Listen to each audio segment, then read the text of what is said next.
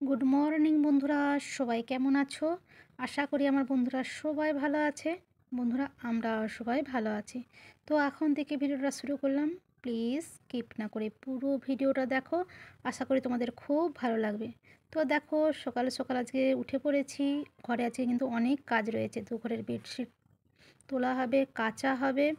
আর দেখো, যাক এই ঘরের বেডশিট কিন্তু তোলা হয়ে গেছে, তুলে বিছানাও হয়ে গেছে নতুন বেডশিট, ঠিক আছে। আর বালিশের কভারটা আবার পরিয়ে বিছানা টিছানা কিন্তু একদম টান টান করে করা হয়ে গেছে।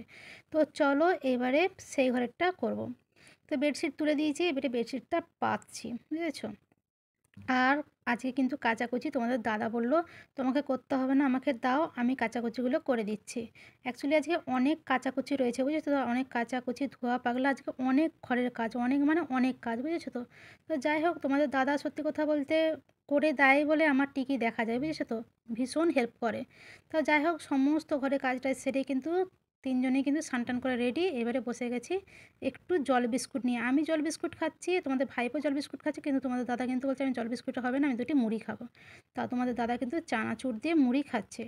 দিয়েই কিন্তু চলে এসেছি দেখো রান্নাঘরে।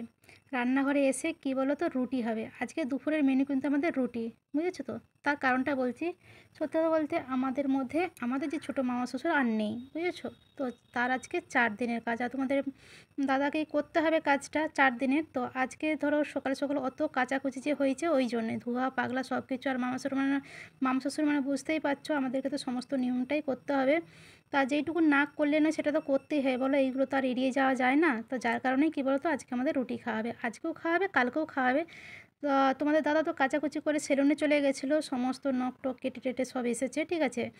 তা যাই হোক, দেখো তোমাদের দাদা রুটি টুটি করে দিয়ে দোকান চলে গেছে। দোকানদার বারে বারে ফোন করছে কখন আসবি কখন আসবি, বুঝতে পারছো। অ্যাকচুয়ালি অনেকটাই দেরি হয়ে গেছে, এতগুলো কাজ না। আর আমি কি বলো তো, আটা না একদমই মাখতে পারি না, যার কারণে কী বলতো তোমাদের দাদা আটা মেখে দিয়েছে, আমি বেলে দিয়েছিলাম, তোমাদের দাদা আবার সেঁকে দিয়েছে। আর এটা কী বলতো, পেঁপে আলুর তরকারি করেছি, বড় বড় করে পেঁপে কুটেছি, আলু কুটেছি, দিয়ে ধনে গুঁড়ো জিরে গুঁড়ো হলুদ গুঁড়ো লঙ্কা করে দিয়ে রুটি করে তরকারিটা করেছি।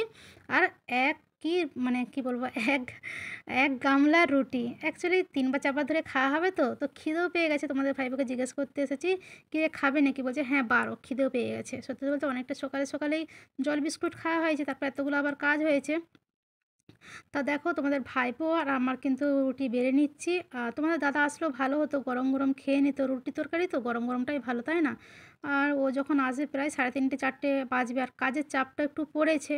তা যাই হোক, বেড়ে তো নিয়েছি, তোমাদের ভাইপো আর আমি খেয়ে নিই। তোমাদের দাদা যখন আসবে খাবে। তবে তোমাদের দাদাকে ফোন করছিলাম যে, কী গো পাঠিয়ে দেবো দুষ্টুর হাত দিয়ে? বলছে, না না, আমি যাবো যখন তখনই খাবো, আমি তো পেট ভর্তি করে মুড়ি খেয়ে এসেছি।